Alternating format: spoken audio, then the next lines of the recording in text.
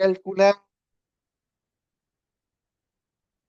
ya mismo, el exponente Lyapunov es el método infalible para caracterizar los distintos estados, pero es costoso porque si tengo un sistema de n ecuaciones diferenciales, voy a tener n cuadrado más n ecuaciones diferenciales que resolver al mismo tiempo para poder dar con el espectro.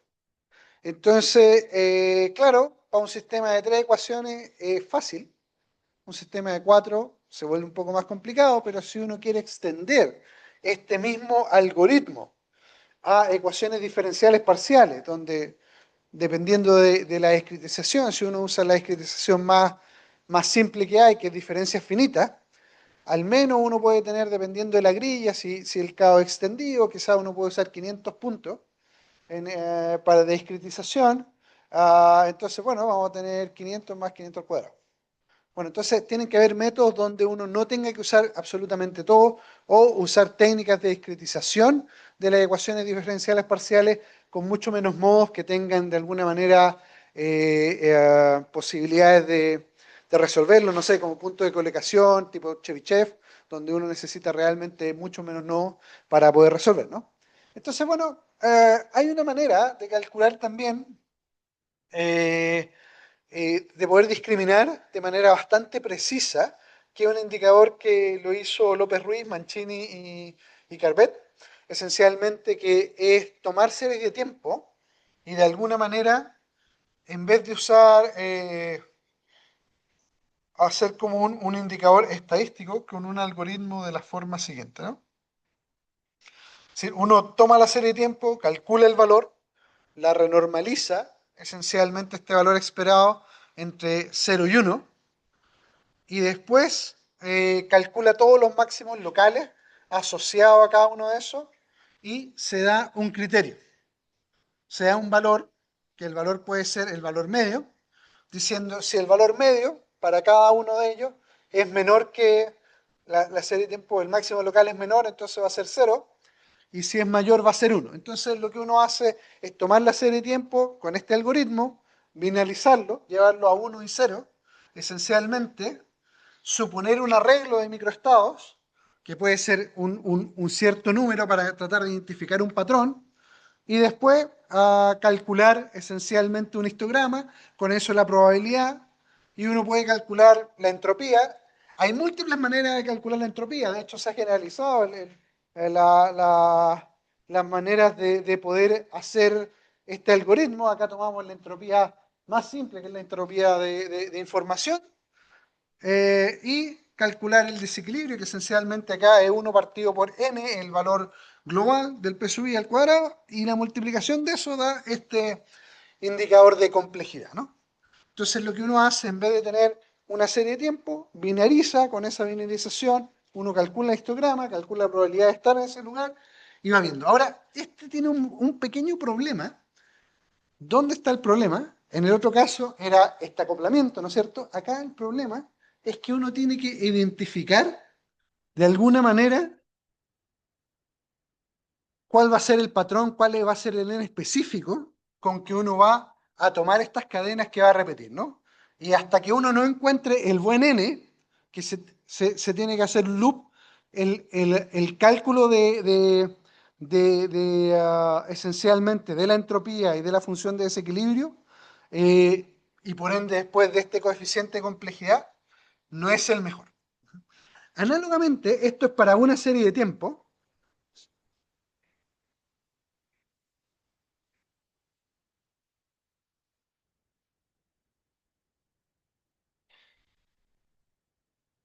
Es decir, de hecho se puede calcular solo con la entropía. Se podría calcular, pero este desequilibrio de alguna manera te muestra cómo estás con respecto al valor más probable.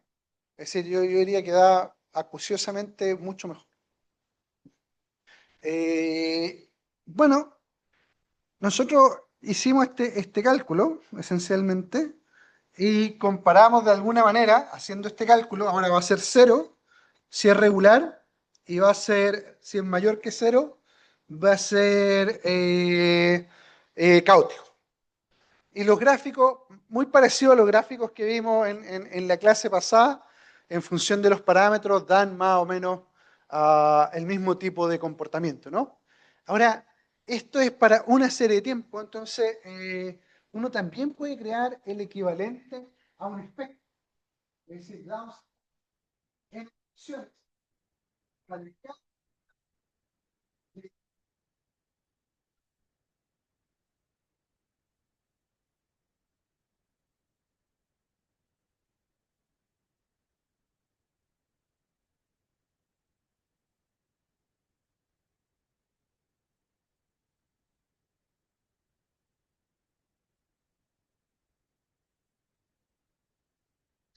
dar un índice global. Ahora, acá está la gracia del por qué este método funciona bastante bien. Es decir, cuando uno usa el algoritmo de Gram-Schmidt para poder renormalizar las trayectorias,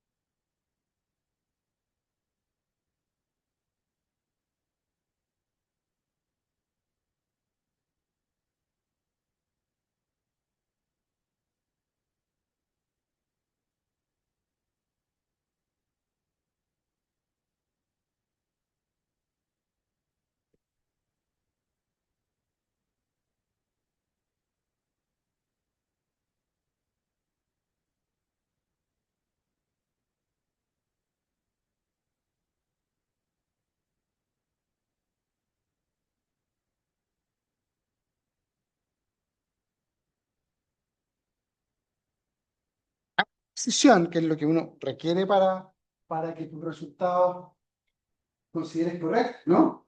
Ah, necesita un N bastante grande. Ah, al menos de, normalmente lo que hemos encontrado es que al menos del orden de 20 es lo que nosotros calculamos para tener la precisión. Entonces, si uno ve para 20 la razón es alrededor de 100 veces más lenta. Es decir, calcular directamente con las series de tiempo o calcular usando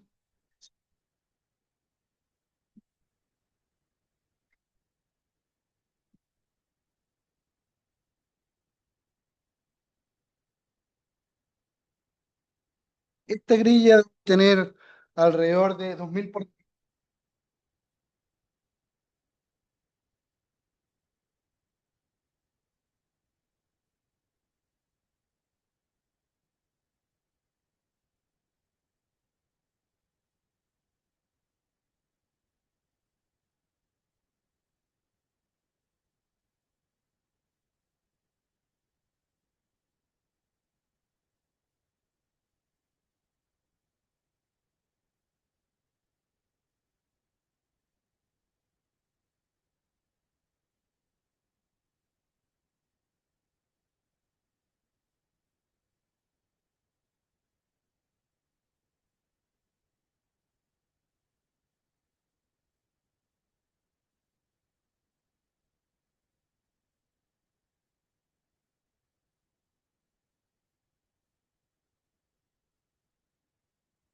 Siempre de ambos, de ambos resultados.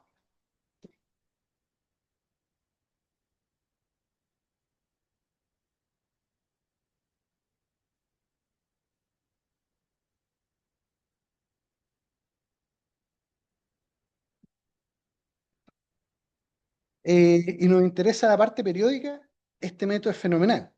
Y ahora lo combinamos con otro, que le llamamos IsoSpike. Esencialmente, el IsoSpike es contar el número.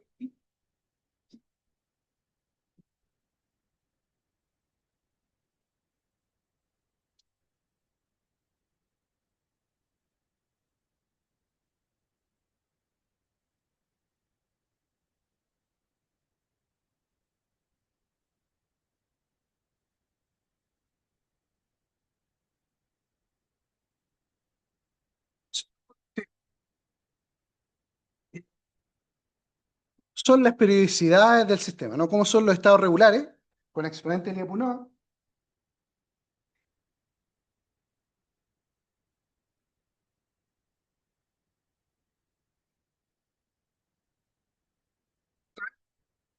Sí, entonces, esto es súper interesante.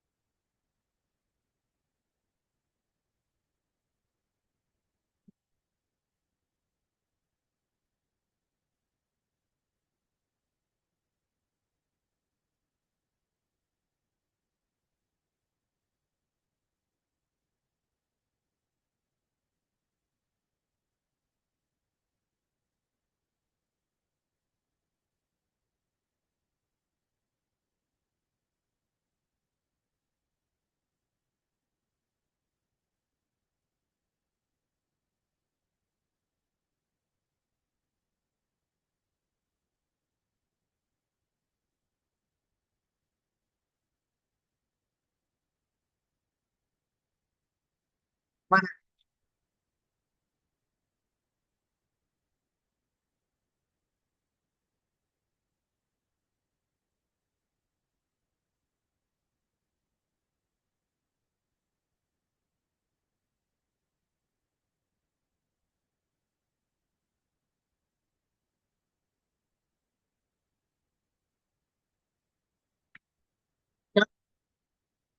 si existe alguna regla de recurrencia dentro de este tipo de camarones. ¿Sí?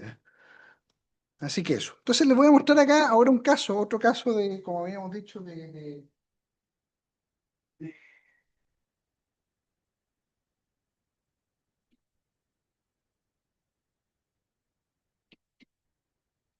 solución del problema de Lorenz. Sí, sí, claro.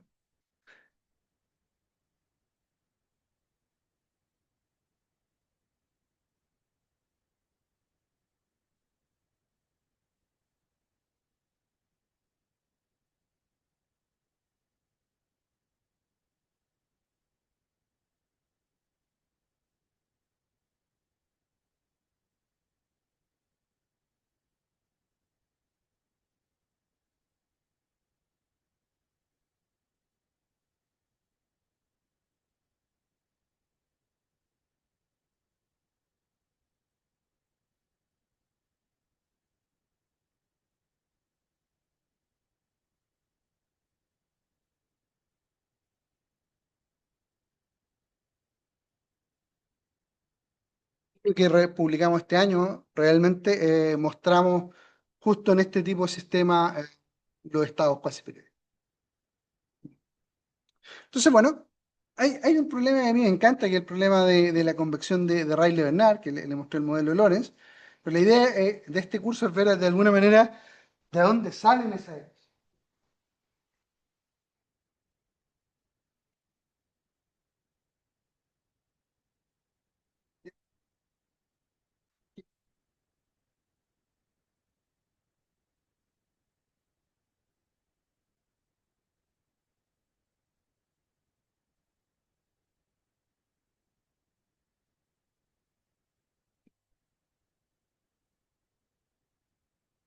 Esencialmente, acá voy a tomar un modelo que tiene además un campo magnético, esencialmente, y lo que vamos a hacer es que calentamos por abajo el fluido y vemos los rollos de convección. Ahora, esto fue súper interesante, lo hicimos en conjunto con la profesora. Eh, y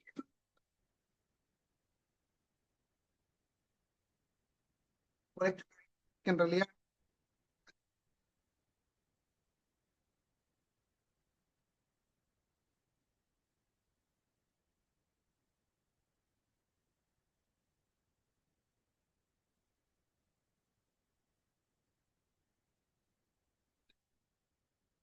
hicimos este efecto que llega. Entonces, estas son las ecuaciones de Fermat. En dos dimensiones, voy a colocarlas solo en dos dimensiones, son una ecuación que depende de dos campos esencialmente, que son el campo de temperatura y el campo de velocidad, donde el campo de velocidad, por ser bidimensional, uno puede escribir como una función corriente. Además, agregamos otro grado de libertad que es asociado a que hay partículas magnéticas y hay un campo magnético puesto ahí, que es una ecuación, esencialmente, la tercera ecuación, que es el campo free, esencialmente, que es una ecuación esclava. Es una ecuación que no depende explícitamente del tiempo. No hay una derivada con respecto al tiempo, esencialmente, ¿no? Por construcción de estos fluidos que no son conductores, entonces, como no son conductores, no tienen, son ecuaciones esencialmente. Entonces, estas son las ecuaciones diferenciales parciales. Por supuesto, va a depender de la geometría, de con qué uno quiere hacer la expansión y lo que uno puede hacer. Supongamos que tenemos, en este caso, una placa rectangular. Por tiempo no les voy a mostrar el caso cilíndrico, que también lo hicimos.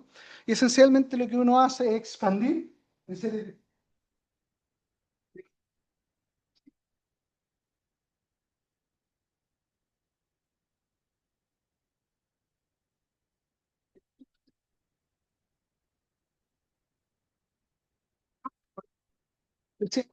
necesitamos. Lorenz, ¿qué fue lo que dijo? Lorenz esencialmente dijo que en realidad lo que uno necesitaba eran pocos modos. Y esencialmente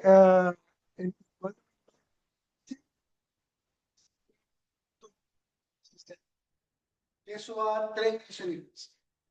Y bueno, uno después puede decir, ¿qué pasa si voy agregando diferentes modos Y fíjense, es decir, diferentes modos en esto. En esta serie voy agregando diferentes modos. Bueno, si uno agrega distintos modos, el caso más trivial de tener, es decir, agrego en uno, agrego en otro, en un caso va a dar 5 o 6 ecuaciones, y después si agrego dos modos en cada uno de ellos, ¿no? Es decir, el m en vez de ser uno, ser 2, bueno, va a decir, ahora da 10. Bueno, el resultado de eso es este sistema de ecuaciones, que es un sistema de ecuaciones diferenciales, nuevamente,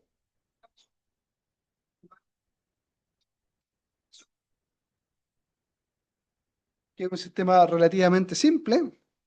Y la gran gracia de resolver esto en función de los parámetros es que empiezan a aparecer cosas que en Lorentz no aparecen.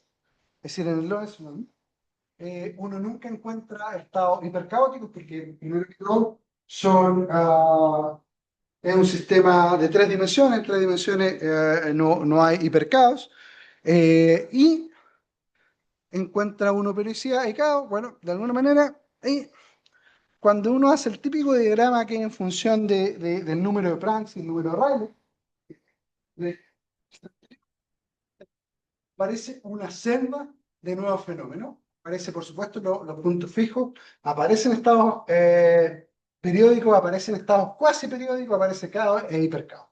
Entonces, la zoología de estado que uno encuentra teniendo un modelo grande, ¿no? Es un modelo métrico con respecto a un modelo un poco más avanzado, donde toma en cuenta más modos, realmente transforma totalmente el sistema. Y de hecho es algo que estamos trabajando todavía con una antigua posición de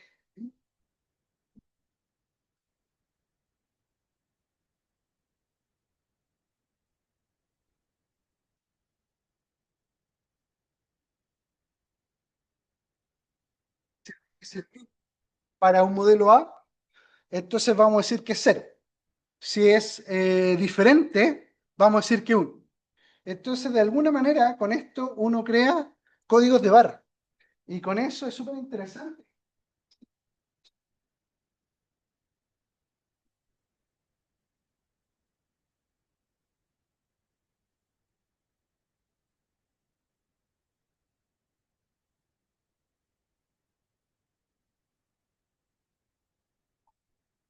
Puede ser de alguna manera encriptación usando exponente Lyapunov o en el caso que vimos anteriormente usando el espectro de la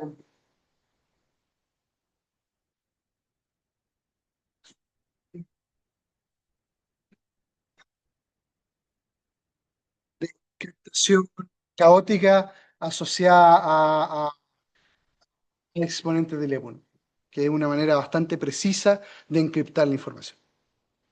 Entonces, más o menos eso. Y bueno, otro modelo de estos modelos bidimensional que hemos trabajado fue un sistema viscoelástico.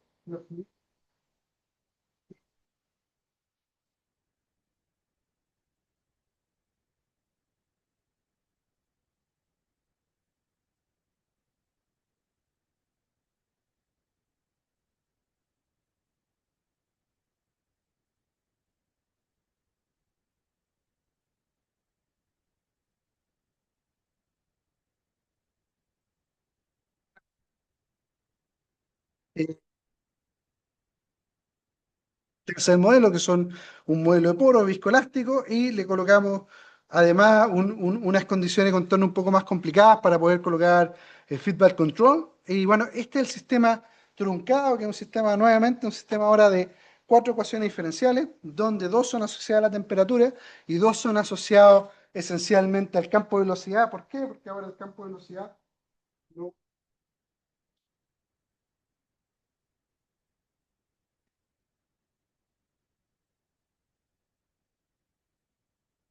súper simple donde uno puede empezar a revelar de alguna manera la complejidad que hay dentro del espacio parámetro. Entonces acá hicimos la comparación con los distintos indicadores, calculamos complejidad, calculamos el exponente Lyapunov y por supuesto los diagramas de bifurcación estándar. Y hay algo súper interesante en esto, me parece que colocamos 10.000 puntos.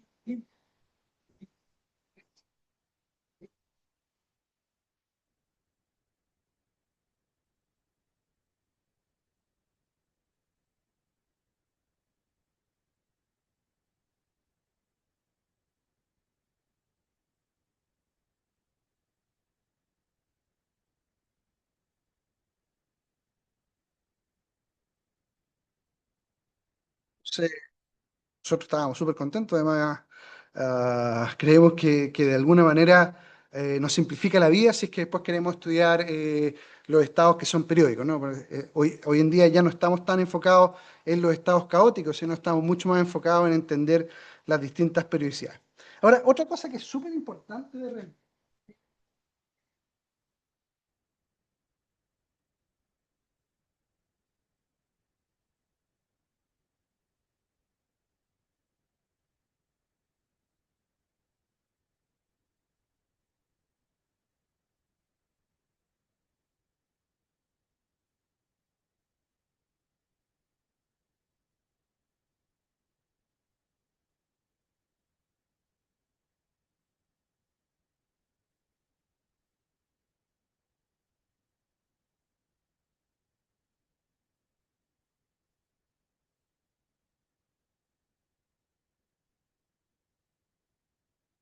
sociales, dan gráficos totalmente diferentes, dan estados totalmente diferentes. Y de hecho, acá hicimos el ejercicio de hacer una malla de 4 millones inicial. Se repartían las distintas condiciones iniciales. Primero, en una región donde hay solo estados que son periódicos y otro donde después les voy a mostrar que hay más de un tipo de atractor Kappa. Entonces, en este caso, en el caso periódico, se ve este tipo de mapa, después hicimos un zoom para ver cómo eran las distintas condiciones. Y bueno, vemos que entre la condición uno y la condición 2 generalmente la condición 1 tiene mucho más y la condición 3 aparece raramente, ¿no? Entonces, el cálculo de los pacientes de atracción es algo súper importante, ver cómo es la múltiple estabilidad, ¿no? Ahora, hay cosas súper interesantes cuando uno cambia el régimen de parámetros, es decir, y quiere calcular de alguna manera si hay si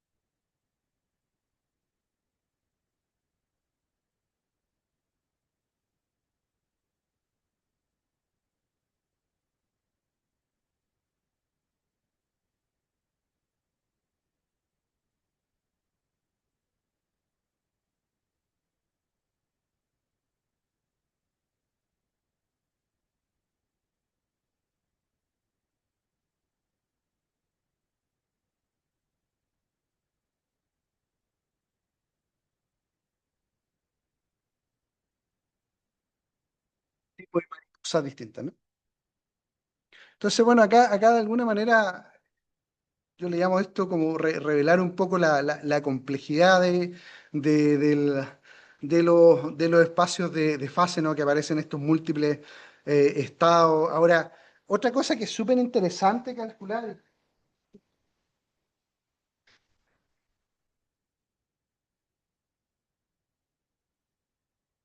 pues, se me había olvidado cómo era dar charlas contigo.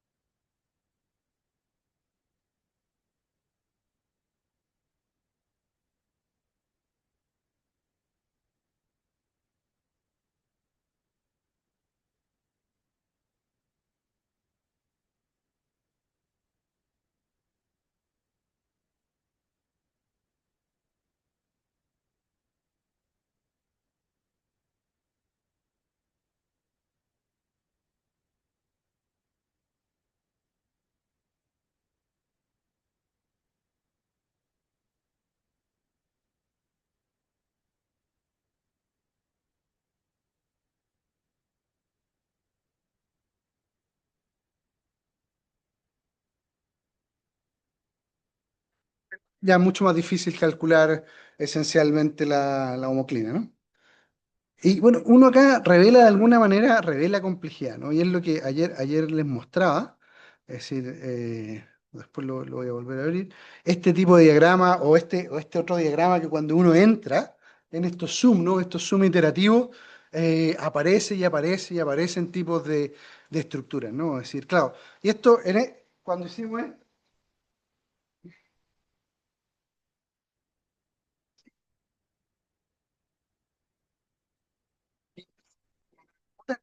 el espacio de parámetros, pero bueno, con los usos de, de, de ¿cómo se llama? De tarjeta de video. Lo mostré rápidamente ayer, ¿no? Acá está. No voy a sacar esto acá. Uno puede calcular, esta es una figura que ahora la estamos trabajando, de hecho tenemos cada una de las componentes. Esta es una figura que tiene 250.000 por 40.000 puntos. Claro, con esto se puede hacer estadística.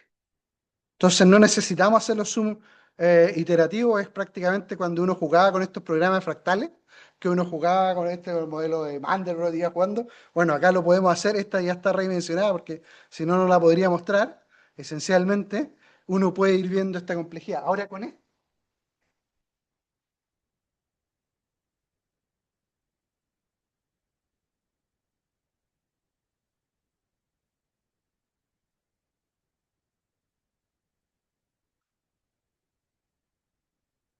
esencialmente es que queremos ver cómo son los camarones.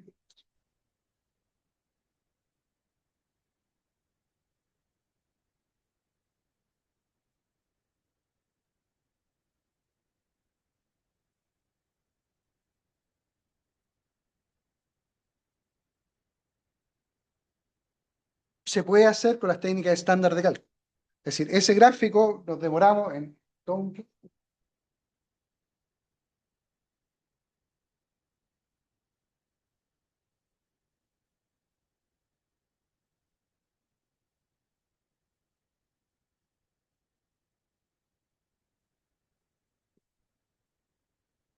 espectacular que está haciendo realmente un trabajo único.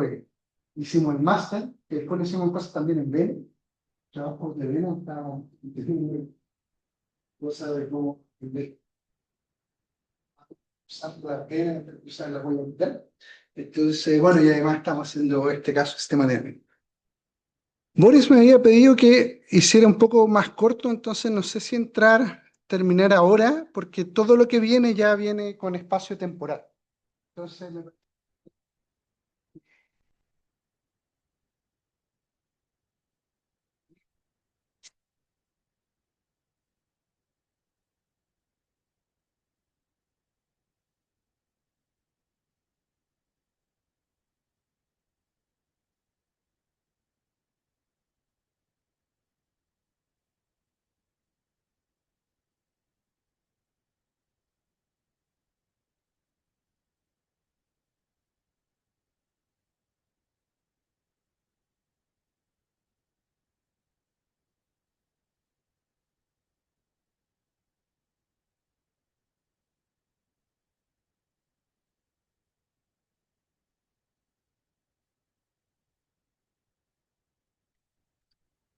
Esta fórmula, la pregunta es acerca de la universalidad, porque cuando uno mira, al principio me acuerdo cuando la gente sacaba diagramas como estos, parecían muy distintos, muy bonitos, qué sé yo, Ressler, etcétera, pero cuando los vas mostrando veo una cierta como similitud, voy a usar la palabra con cuidado. Entonces, aún no veo cómo uno puede atrapar qué es lo universal. Es decir, que yo tengo un sistema dinámico, da lo mismo, quizás tengo que reorganizar un poco los parámetros, pero parece que uno viera el mismo tipo de imagen, digamos. Es esa la pregunta. O sea, si puedes comentar acerca de esa universalidad o no.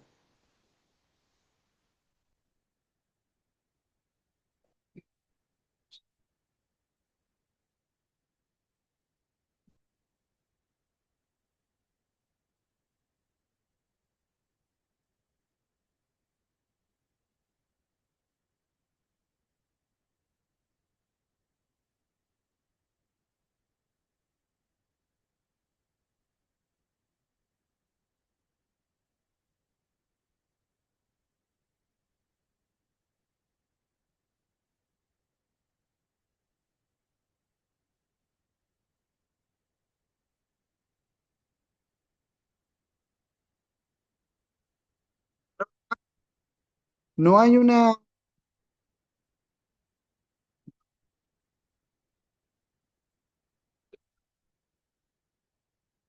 única tipo de cascada, porque por ejemplo acá, si quieres ver, acá hay unas cascadas que son esencialmente cruzadas. Esto es la parte más pequeñita, ¿no? Entonces uno podría ir viendo la periodicidad, pero después hay camarones que se entrelazan, por ejemplo. Esto deberíamos colocarlo, voy a sacar esto de acá, lo voy a colocar, lo voy a girar.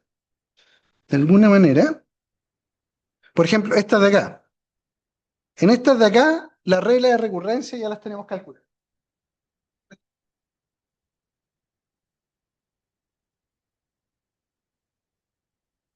Lo que estamos calculando, y que es eso,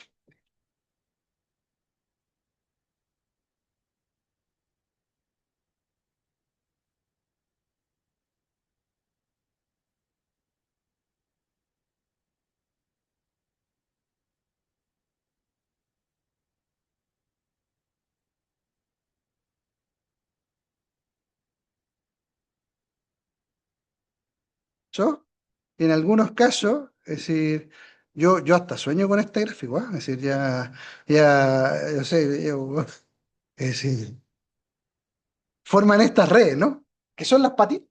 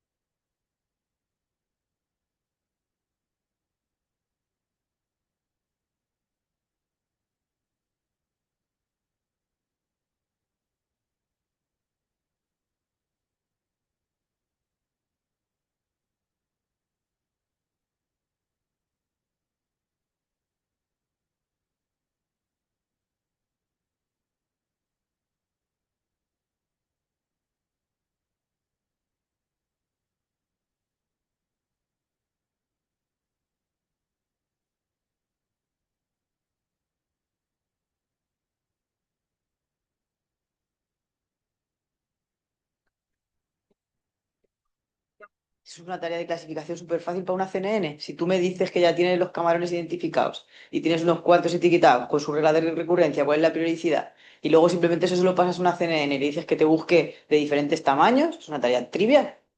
Eso sí, pero es que todavía no está explicado, es decir, una vez, no, todavía el problema es la identificación. Ya. Ahí todavía no son capaces, porque no son objetos únicos, son objetos a veces con cola súper larga. Además, hay otros objetos que son estados ligados. Si no es un estado simple, si no necesita un solo tipo de camada. Después, entonces, el hecho de estar estas patas segmentadas, que no todas se segmentan de la misma manera, entonces todavía no logramos tener toda la versión. Es decir, una vez que tengamos, es decir, con precisión, podemos explicar a cada uno todo lo que viene, porque se viene toda la hora. Es decir, es decir, el trabajo difícil acá, en la tesis doctoral, es clasificación. Es decir, decirle que la máquina nos diga esto es un capital con una precisión del 90 y tanto. Sí, eso es lo que, de hecho, es la tesis doctoral en ciencia de computación. Ah, Ya. sí, en eso todavía estamos, digamos, la tesis de magíster fue colateralmente para aplicar esto, el tema de la seres de gráficos, y ahora esta es la que... Así que no, estamos, es decir, al menos en baja dimensión, yo creo que tengo para unos 5 años más de trabajo, sí, bueno. Eh, ¿Te comprometiste con el ¿no? Maule? ¿Te comprometiste con la Universidad del Maule? Más, no, Ya. Bueno, muchas gracias, David. Creo que vamos a dar paso directamente a David Ortiz con la segunda sesión del curso. Entonces, creo que es con computador, ¿verdad? Así que los que tengan el computador por ahí quieran practicar y jugar, les recomiendo que vayan abriendo Colab, ¿no? Probablemente. Sí, el repositorio. O en el repositorio que estaba ahí en el código de GitHub. De todas formas, voy a... Sí, un segundo. Voy. A ver, está acá. Zoom.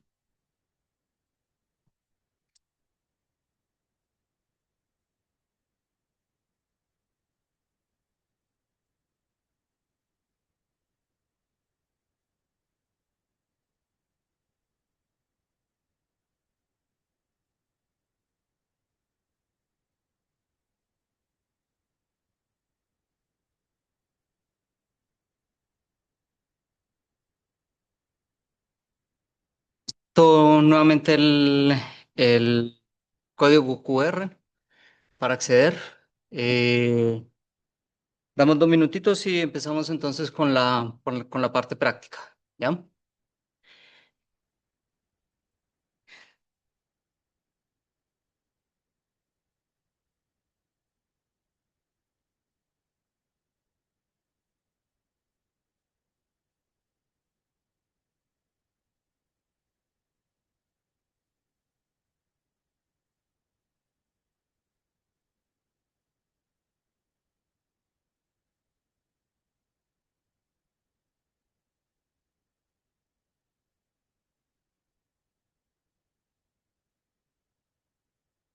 Gracias.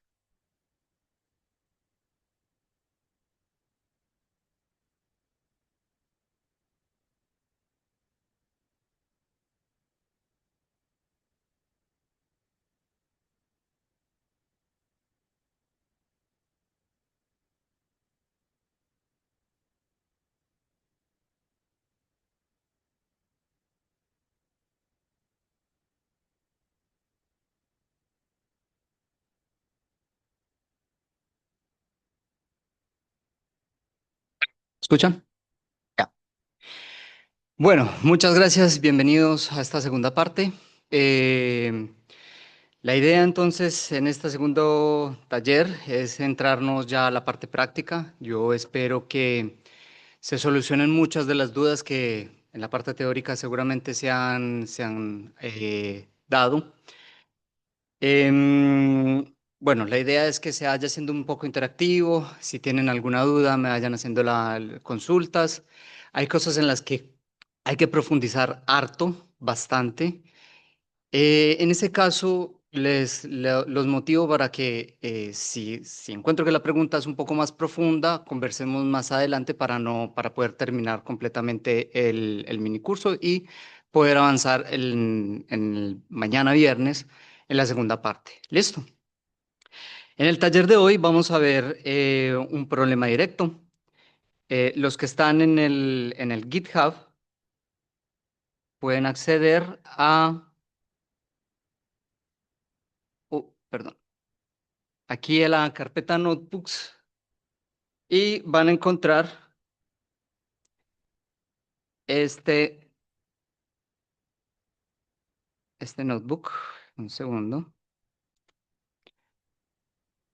que se llama Lectura 1, PIN más, bueno, un modelo de masa resorte amortiguador. ¿Listo? Ya. También adicionalmente, déjenme mostrarles algo para que se guíen un poco.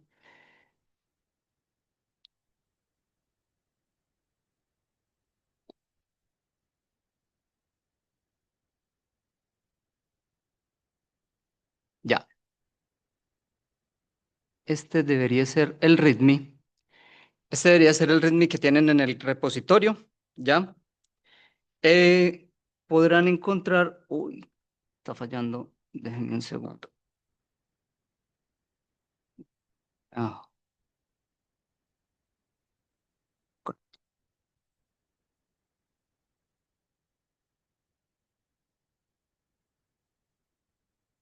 chon, chon, chon. GitHub. Ahora sí. Ahora sí, perdón, disculpen. Tienen dos opciones. En la carpeta Notebooks encontrarán varios GitHub, varios notebooks. Son varias actividades que he realizado durante mis estudios en las PINs. Tienen varios modelos para que ustedes vayan interactuando. ¿Listo? En estos dos talleres yo me voy a centrar en dos únicamente. Esta lectura 1, que es el sistema masa resorte amortiguador que les comentaba.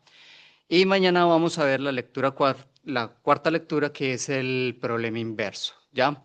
Los invito a ustedes mismos para que vayan, cuando tengan un poco más de tiempo, interactuando en estos otros dos notebooks, que son bastante interesantes, que es la comparación entre una red neuronal artificial y una PIN.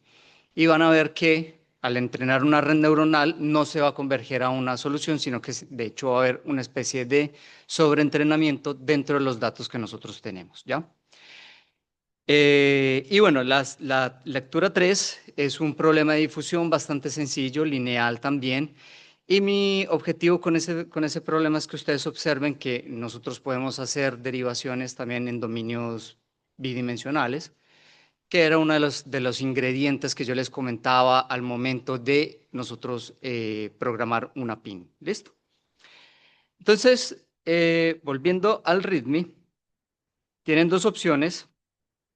Pueden cargar el taller práctico acá en Colab, les va a abrir su imagen, perdón, una sesión, una pestaña, y ahí pueden entrar directamente al ejercicio. Yo lo voy a ir haciendo en visual, por eso estaba un poquito enredado ahí, porque hay un pequeño detalle que aún no he sabido cómo hacer funcionar en Colab, y es que en Colab no funciona CUDA. Al menos a mí no lo he hecho lograr funcionar, entonces tengo esa leve desventaja. Pero en Visual sí me funciona, entonces voy a aprovechar esa herramienta para hacerla en ese caso. ¿Listo? Pero es exactamente el mismo ejercicio, ¿ya? Entonces, perdón, vengo acá, tengo mi sistema. Listo. Esta es la pantalla que deberían estar viendo en este momento. Es la lectura 1. Por favor, si alguien tiene algún problema o está perdido, me lo indican y vemos cómo lo solucionamos, ¿ya? Entonces, la idea es solucionar este sistema. Masa, resorte, amortiguador, lo escogí porque es un sistema bastante sencillo, es lineal. Y nosotros podemos hacer, pues tenemos una solución analítica sobre eso, que es contra la cual nos vamos a comparar para ver el nivel de convergencia de la PIN. ¿Listo?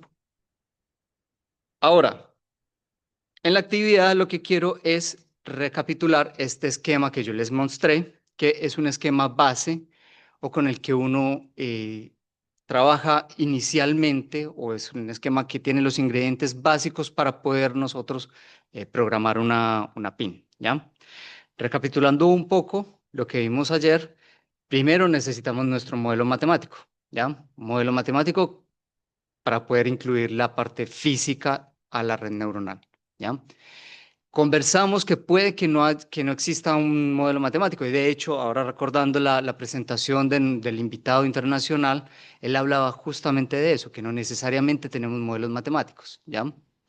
Entonces, si no se tiene el modelo matemático, por lo menos tener una noción del modelo, tener parámetros sobre el modelo o algo que nos ayude a nosotros a poder identificar esa física que nosotros queremos entrenar en el algoritmo de Machine Learning. ¿Listo? Entonces, ese va a ser nuestro primer ingrediente. Segundo ingrediente, el dominio, ¿ya? estamos trabajando con ecuaciones diferenciales, necesariamente, bueno, para lo que nosotros necesitamos un dominio, y en este caso va a ser un dominio temporal, ¿ya?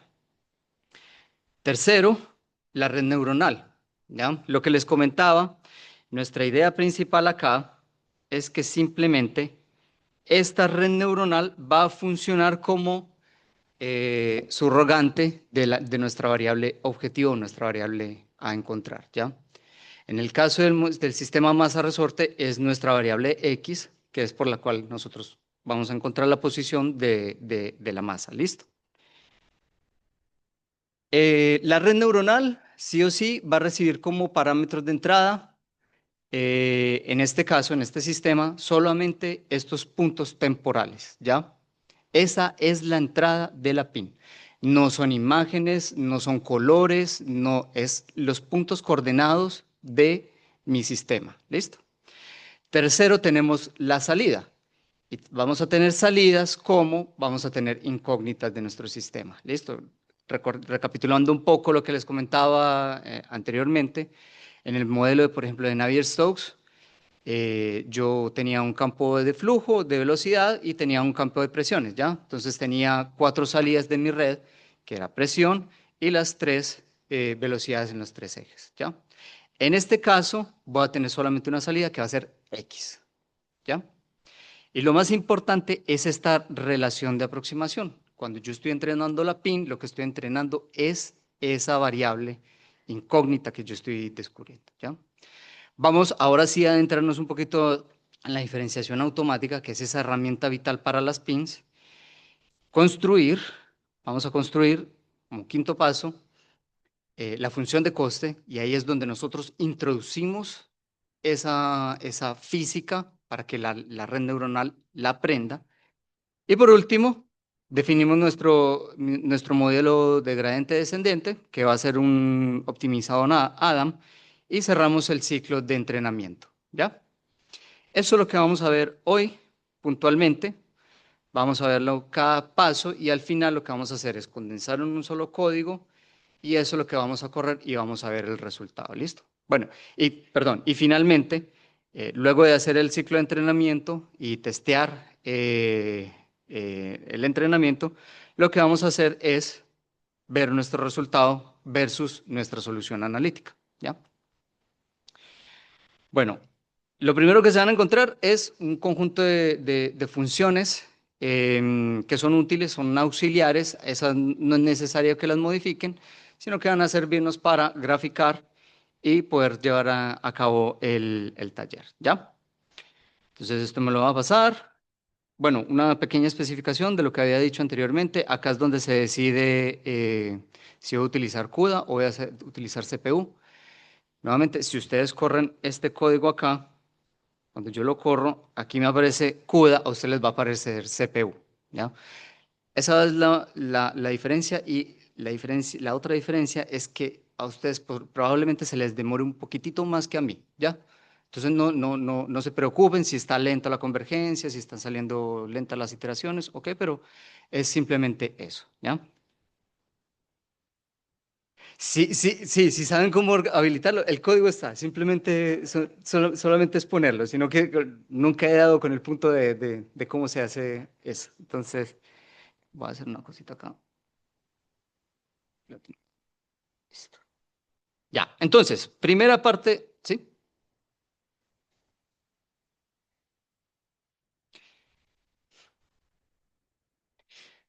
Mira, para este modelo que es bastante sencillo y que la red neuronal tiene pocos hiperparámetros, o sea, de hecho es chiquitita, son 3 capas ocultas, casi 30 neuronas por capa oculta. No sé, no debería ser mucho. Eso igual depende del dispositivo también. Depende de los ciclos, depende, por ejemplo, yo estoy en Linux, debería ser un poquito más rápido, por ejemplo, comparado con Windows, que generalmente Windows tiene muchos procesos internos. ¿Listo? Respecto a GPU, lo mismo, depende del tipo de GPU que utilices, si es una más antigua, una más moderna, pero no debería ser notable, ¿ya? No debería ser tan grande para estas redes pequeñas. Ahora, cuando yo hacía el entrenamiento de Navier-Stokes utilizaba unas enormes, entonces ahí sí se empieza a notar algo súper, la diferencia es bastante notable. Entonces, eso. Bueno, entonces, primer ingrediente, conocer tu modelo matemático. En este caso sabemos cuál es el sistema masa resorte amortiguador. Es un sistema que tiene segundas derivadas, va a tener estos parámetros asociados a la aceleración, otras al momentum y otro a la constante de eh, la constante de amortiguamiento. ¿Ya? ¿Listo? Entonces tenemos que nuestra variable va a ser el desplazamiento, la primera derivada va a ser la velocidad y la segunda va a ser la aceleración. ¿Ya? Hacemos una normalización y vamos a obtener este parámetro de amortiguamiento y esta de la frecuencia natural. ¿Listo?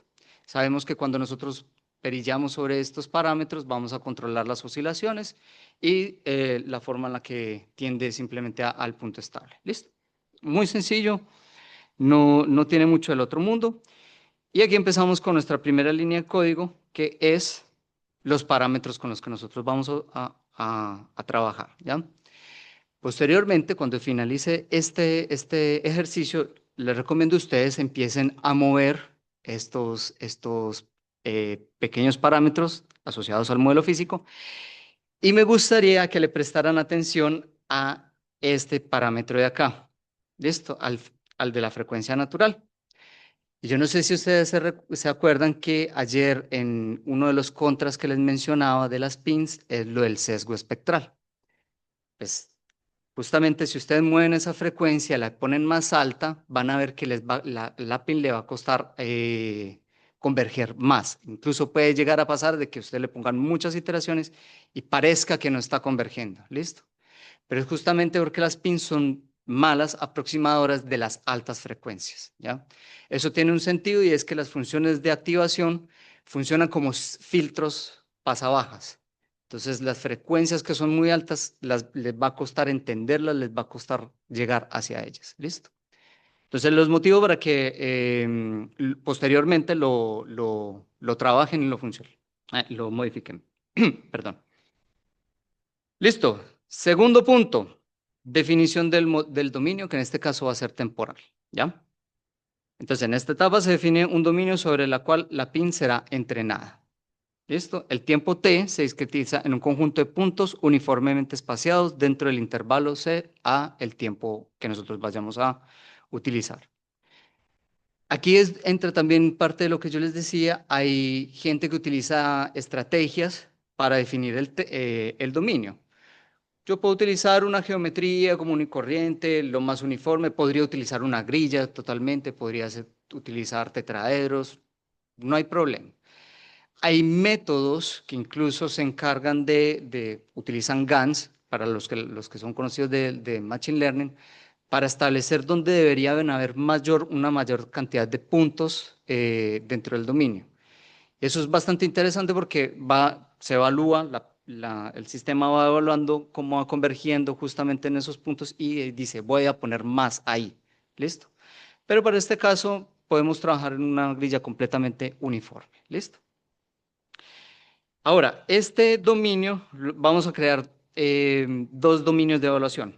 El primero es para el entrenamiento y el segundo es para la evaluación. Ya voy a mostrar un poquito de eso, quiero llegar a este remark que tengo acá. ¿Listo? Es interesante porque estos puntos se conocen, algunas personas lo conocen como sensores, porque está muy relacionado a puntos sensoriales que uno pone, por ejemplo, yo que trabajo en la parte biomédica, es donde uno pone un sensor, ¿ya? Donde uno pone el ECG o donde uno pone algún tipo de sensor, ¿listo?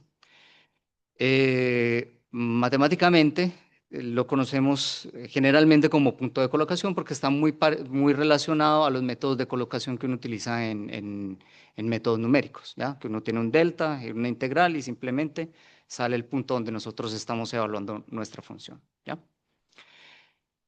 Entonces acá tengo esta función que se llama crear dominio y vamos a tener dos salidas. Primero vamos a tener una de entrenamiento y segundo vamos a tener una de evaluación. Generalmente el entrenamiento a mí me gusta desestabilizarlo un poquito para que los puntos de evaluación no coincidan con los de entrenamiento. Porque obviamente yo quiero evaluar la efectividad de la PIN justamente en puntos donde yo no estoy haciendo el entrenamiento, porque ahí va a ser súper efectiva, va a funcionar bastante bien. Entonces, por eso es que pongo acá 101 puntos de entrenamiento y muchos más para mi evaluación, ¿ya? Eso lo pueden modificar ustedes a gusto, pueden hacer pruebas también agregando más, menos, yendo al extremo, solamente pónganle 10 puntos de entrenamiento a ver cuál es el resultado, ¿ya? Vamos a correrla. Siguiente punto. Entonces, red neuronal como el aproximador de solución, ¿ya? En esta etapa se define una red neuronal que aproxima la solución de la ecuación diferencial mediante un modelo paramétrico, ¿ya? Entonces, puntualmente, lo que nosotros queremos es justamente eso, que nuestra X real, que se evalúa en el tiempo, sea representada por esa X pin que va a depender del tiempo y de estos hiperparámetros entrenables. ¿Listo? Entonces, nosotros hacemos este entrenamiento justamente para obtener esta X pin. Y justamente en el entrenamiento lo que se hacen es ajustar estos hiperparámetros para obtener nuestro modelo subrogante. ¿Ya? Listo. Como pequeño nota, en este ejemplo vamos a utilizar un perceptrón multicapa y ahí resalto la pregunta que me hacía la profesora Ana ayer y era sobre las arquitecturas. ¿Cuál es la mejor arquitectura para utilizar? ¿Ya? De mi experiencia, lo ideal es ir de pasitos pequeños en este caso y empezar con los modelos más sencillos. El perceptrón multicapa es el modelo más sencillo. Y aquí, perdón, si me subo un poco a la imagen. Este gráfico de acá, este grafo que vemos acá direccionado, es un perceptrón multicapa. Multicapa, tiene varias capas ocultas. Y es un perceptrón por esa idea que tenemos de las neuronas que se van interconectando y que tenemos estas funciones de activación. ¿Listo? Ese es el modelo que vamos a utilizar. Ustedes pueden utilizar... Ustedes pueden utilizar una CNN tranquilamente, una UNet, pueden utilizar hasta, exagerando bastante, un modelo tipo el de ChatGPT, pero ya sería exagerado, o sea, son demasiados billones de parámetros para entrenar para esto. O, por ejemplo, resaltando el proyecto que está haciendo nuestro invitado internacional, un modelo fundacional, por ejemplo. Son modelos bastante grandes.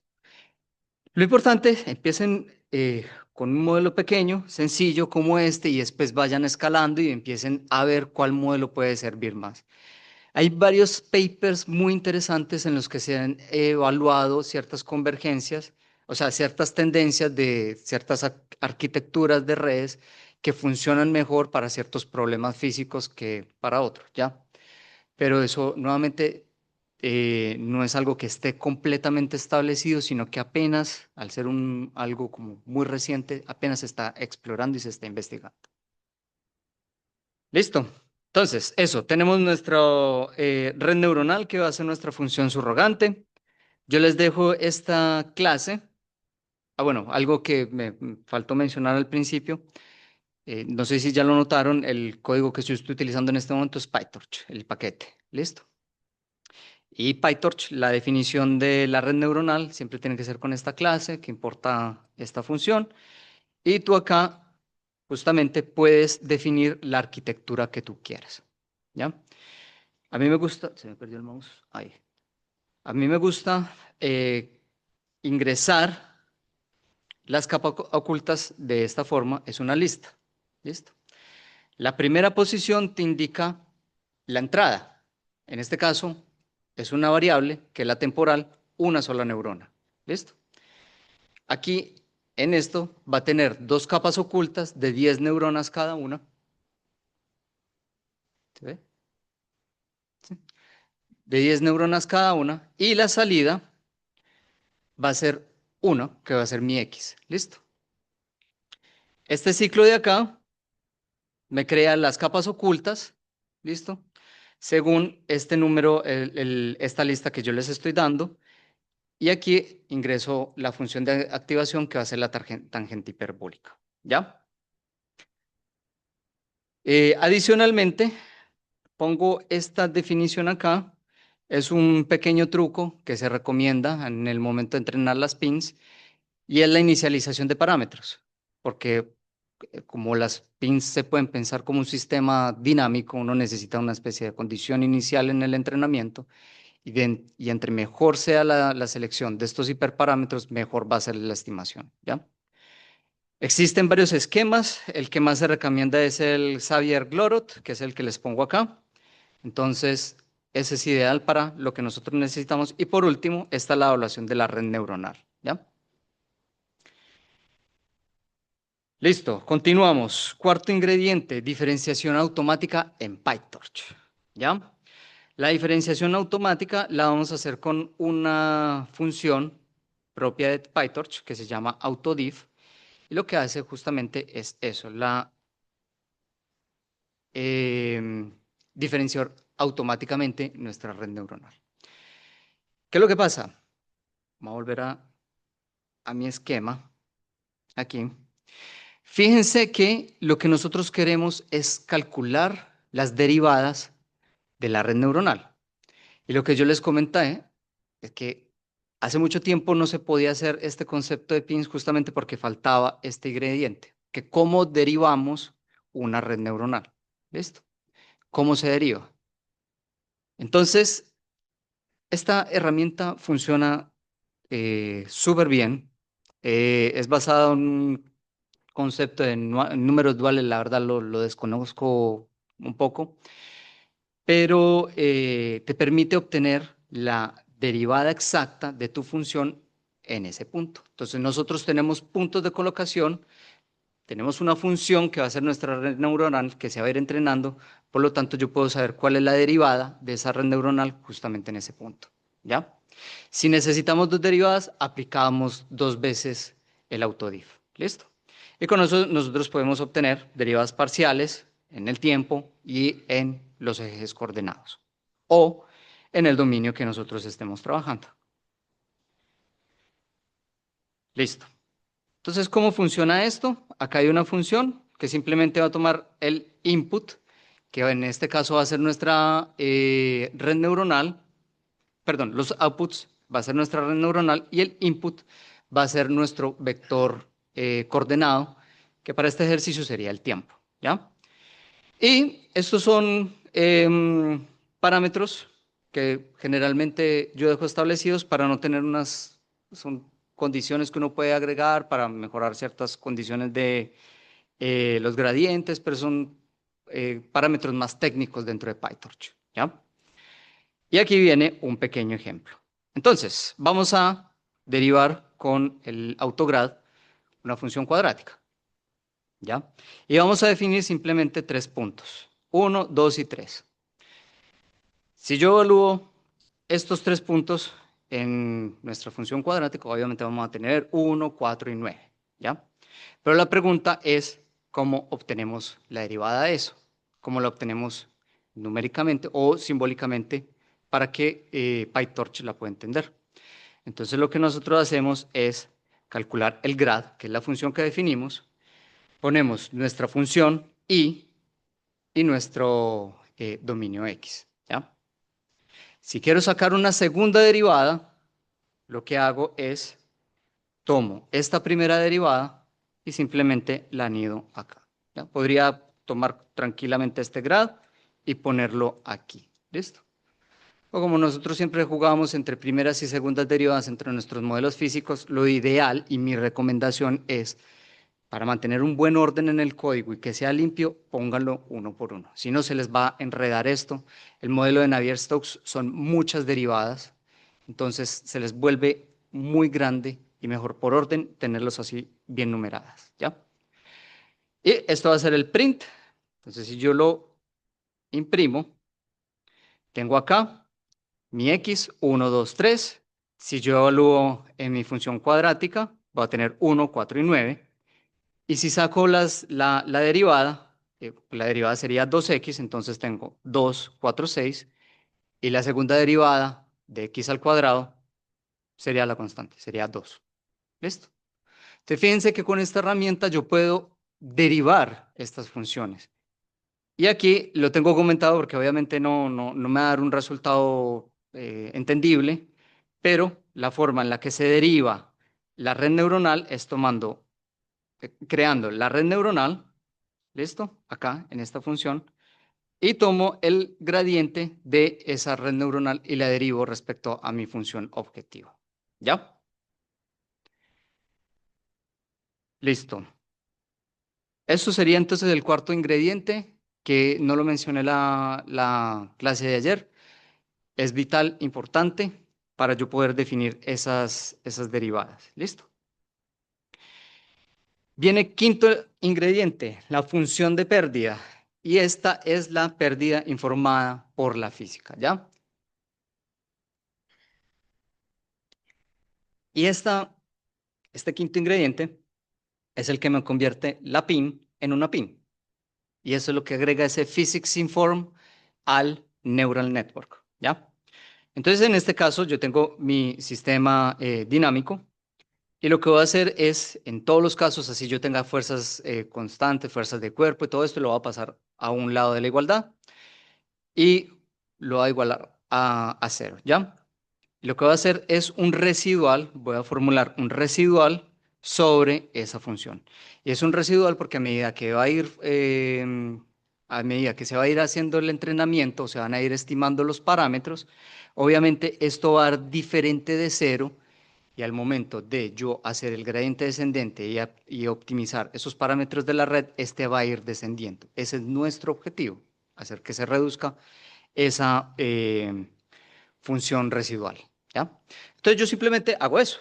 Yo defino mi sistema dinámico, le cambio la X, que ya no va a ser esta variable analítica, sino que la voy a cambiar por mi derivada de la PIN. ¿Listo?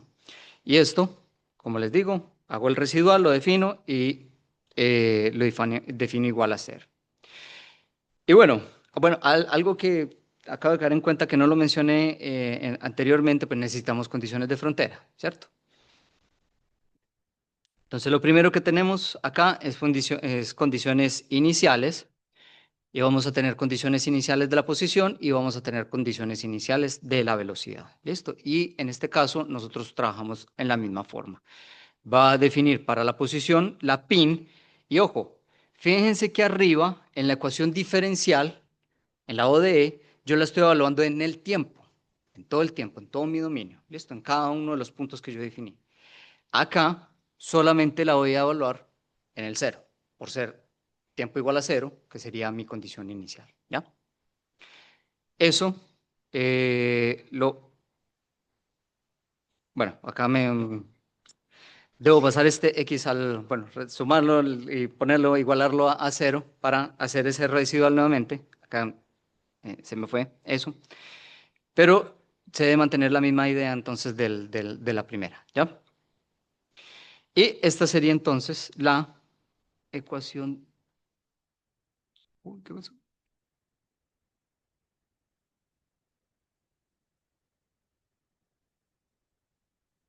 Oh, ese. Esta sería la función de costo. Entonces voy a definir, perdón, sí, la función de costo, la función de pérdida, voy a definir la loss en términos de los parámetros entrenables, va a tener unos lambdas que van a ser van a ser parámetros ponderadores sobre cada una de las términos de mi función de costo y voy a introducir estos tres términos a mi función, a la función de costo, valga la redundancia. Entonces, fíjense que para el término de la ODE va a obtener la sumatoria sobre todos los I. Y es porque yo voy a evaluar por cada uno de estos puntos de colocación y voy a hacer la sumatoria para calcular el error cuadrático medio, ¿ya? Contrario a la función de costos relacionada a la ODE, fíjense que para las condiciones iniciales de posición y de velocidad, Yo acá solamente lo estoy hablando en un punto, nuevamente por lo mismo, que sería el punto cero, ¿ya? Eso. Y bueno, fíjense que esto depende de la red neuronal del X-pin, ¿ya? Y a lo último, lo que nosotros queremos es minimizar esta función de costo, ¿no? Llevarla a cero. Algo que resalto acá era lo que les decía de que fíjense que acá yo no estoy haciendo, contrario a los métodos numéricos, por ejemplo, el método de elementos finitos, nosotros con FEM lo que nosotros hacemos es que se cumpla la condición del delta de Dirac, o sea que en cada uno de estos nodos nosotros nos aseguramos que esa condición de frontera se cumpla ahí, ¿ya? En cambio, nosotros acá estamos haciendo que se cumpla débilmente. No siempre esta resta de la una y de la condición inicial va a ser igual a cero. Puede ser muy, muy, muy pequeñito, pero no necesariamente cero. ¿Listo? Y esa es otra de las pequeñas desventajas, aunque en los problemas inversos puede llegar a ser una ventaja. ¿Listo? Eso. Entonces, bueno, acá tengo dos remarks y aquí viene algo importante que también les decía, que dentro de la función de costo yo puedo definir datos, perdón, una función de pérdida sobre los datos o ignorar datos, ¿ya? ¿A qué me refiero con estos datos? Si yo tengo alguna observación, si yo tengo alguna medición y yo quiero construir mi modelo que sea basado en los datos, los puedo incluir dentro de esta función de coste, ¿ya? Pero dependiendo de cómo sea, si los incluyo, si no los incluyo, voy a tener un esquema que va a ser data free o data free en el caso de que no los incluya, o data driven en el caso de que los incluya, ¿ya? En este caso, en este ejercicio que estamos haciendo, es completamente data free. ¿Listo? Y eso era lo que decía, las condiciones iniciales de frontera se cumplen débilmente, ¿ya? Esta entonces es la función de costo. Primero voy a definir la estructura de o sea, la expresión matemática relacionada a la función de pérdida, en este caso va a ser el error cuadrático medio, y voy a definir mi función relacionada al costo. Eh, este esta línea de código va a llamar el T0, que va a ser útil para las condiciones de frontera. Y estas líneas de acá son cómo se definen cada una de las derivadas. Entonces, como les comentaba, lo primero que tenemos que hacer acá es evaluar nuestra función PIN, ¿ya? Ya vamos a ver cómo se crea esto y cómo se introduce, cómo se conecta a la función. Pero piensen que esta PIN es simplemente la solución X PIN que depende del tiempo, ¿ya? Le saco la primera derivada, ingresando esta aquí y derivando respecto al tiempo. ¿Listo? Y esta sería mi primer dt. Para mi segundo dt, entonces tomo este mismo, lo ingreso acá, lo derivo con el tiempo y ahí tengo mi dt, mi segunda derivada. Entonces ya tengo la función, la primera derivada y la segunda derivada. ¿Listo? En estas tres líneas de código. Y por último, lo que hago es construir mi función residual con, primero, la segunda derivada más dos veces mi función, mi constante de amortiguación, amortiguamiento, perdón, por mi función, mi parámetro de frecuencia natural por la primera derivada más la frecuencia natural elevado al cuadrado por mi función PIN. Si ustedes analizan esta línea de código, esto es lo mismo que tener esto de acá arriba. ¿Listo? Así es como se construye la ecuación diferencial dentro de la pérdida. ¿Listo?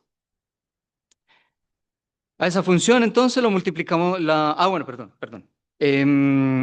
A esta función le ingresamos al MSE y va a tener un segundo parámetro que esto es el igual a 0. ¿Listo? Entonces nosotros queremos que esto converja a un número y que ese número va a ser 0. ¿Listo?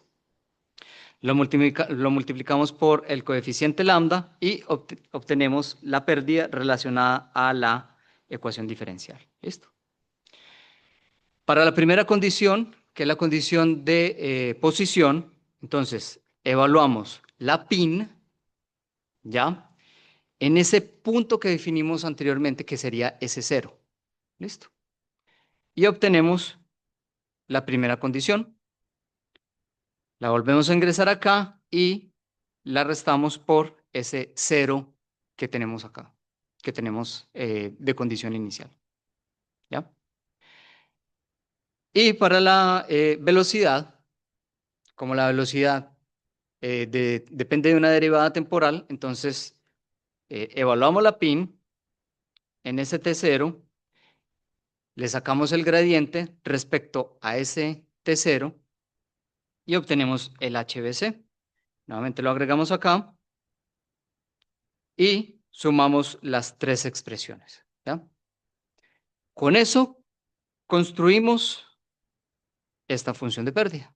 ¿Listo? Un segundo que creo que... Ah, sí, este sí lo... Entonces esto lo corro y ya. Y por último voy a definir el optimizador. Ya. Para el optimizador tengo esta función. Como les comentaba, voy a utilizar el Adam. Y estos parámetros de acá, dentro de mi experiencia, yo recomiendo dejarlos de esta forma. ¿Por qué? Porque generalmente cuando uno deja el Adam con los parámetros que vienen por default, hay un problema con estos betas y es que empiezan a haber muchas oscilaciones. Y claro, como este es un método de gradiente estocástico, empieza a saltar mucho entre esos puntos. Y a veces le cuesta demasiado converger justamente por esos parámetros. Dentro de todas las pins que yo he entrenado y todo esto, para mí, estos son los parámetros que mejor me han funcionado, justamente porque se evita esas oscilaciones. Ahora, no quiere decir que a ustedes no les vaya a servir. Puede que ustedes posteriormente en un problema modificar esos parámetros les ayude, ¿ya? Pero en mi experiencia, esta ha sido la mejor combinación de coeficientes, ¿ya?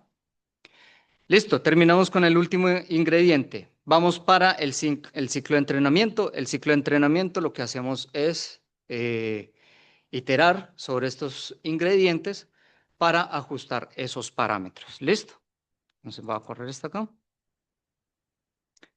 Ya. Y esto sería todo el código compacto. Primera etapa, los parámetros. Segunda etapa, llamo la función del dominio temporal, creo mi dominio temporal de entrenamiento, mi dominio temporal de evaluación, creo mi red neuronal, ¿listo?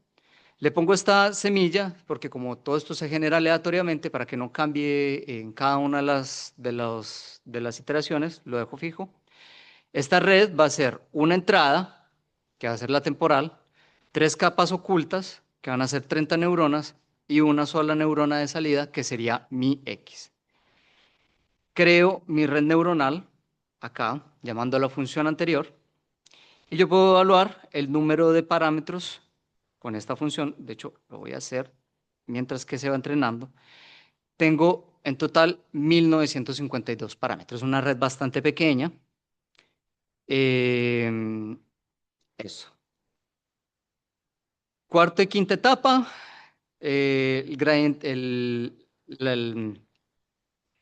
la diferenciación automática, la definición de la función de pérdida. Sexta, la definición del optimizador. Y por último, el ciclo de entrenamiento. ¿Ya? Para este ciclo de entrenamiento le puse 20.000 épocas o iteraciones. ¿Ya? Y este sería el ciclo. Y ahí ya se va entrenando. ¿Listo? Y aquí, mientras se entrena, quiero sacar algo importante dentro de las pins. Y es que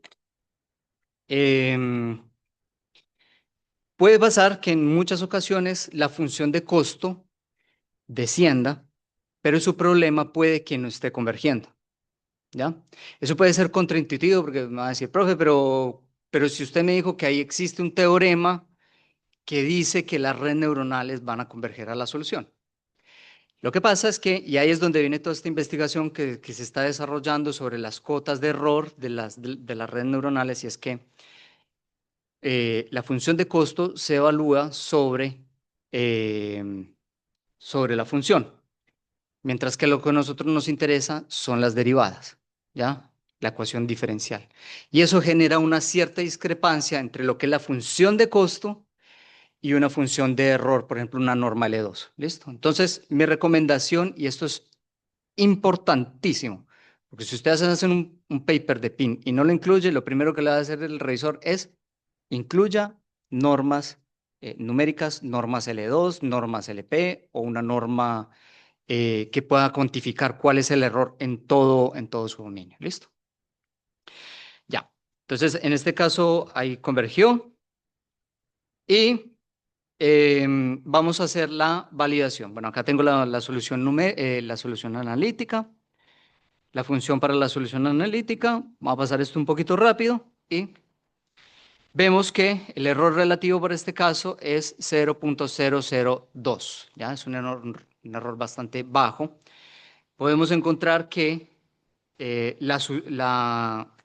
perdón, esto no es numérica, esta es exacta.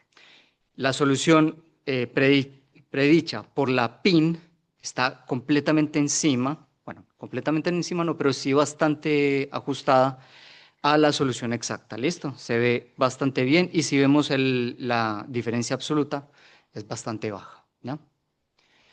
Entonces miren que nosotros pudimos entrenar una red neuronal que va a representar esas oscilaciones. Ya, para finalizar entonces, bueno, esta es la función de coste. Ahí se nota cuando se empieza a descender, ¿ya? Bueno, viene un ejercicio, varios ejercicios. Acá les recomiendo, empiecen a jugar con estas redes para ir entendiendo. Muevan los lambdas, muevan el número de capas, sean exigentes con sus redes, sean súper exigentes. ¿Por qué? Porque ustedes ahí van a conocer cuáles son los límites y en qué punto empieza a converger, empieza a actuar este teorema de aproximación universal. ¿Listo? Y por último, eh, tratando de ingresar un poco en el contexto de los sistemas complejos, pues obviamente queda una tarea de que ustedes hagan el entrenamiento con el sistema de Lorentz, ¿ya? Una nota, rápidamente. Este código de acá no lo modifiquen, por favor, ¿ya? Hay una razón y es justamente esas oscilaciones, esas altas frecuencias que yo les decía. Entonces, lo que yo quiero es que ustedes comparen este código con el que yo les di anteriormente, para que vean qué es lo que yo estoy agregando de más que me va a permitir a mí la convergencia de la PIN, ¿ya? No lo modifiquen, acá está es muy similar a lo que estamos haciendo. Acá está la solución numérica y acá está el que ustedes sí pueden modificar. Pueden jugar con él. Tiene los parámetros dados y acá está el to do para que ustedes aprendan a hacer la función de coste, que es la primordial dentro de la función PIN. ¿Listo? No tengo los resultados porque los había ahorrado para esta actividad, pero ojalá que para la próxima clase, la clase de mañana, lo podamos discutir brevemente y ver cuáles fueron los resultados finales. Y por último, ya, si tienen problemas con esta línea de código, en el mismo GitHub están las soluciones, ¿ya? No se queden sin saber cuál es la solución. Eso. Ya, ahora sí. Muchas gracias. Muchas gracias, David. Tenemos ahora el paseo. No sé si le hacemos las preguntas mientras vamos caminando por ahí al BU. Sí, Mañana también. mañana.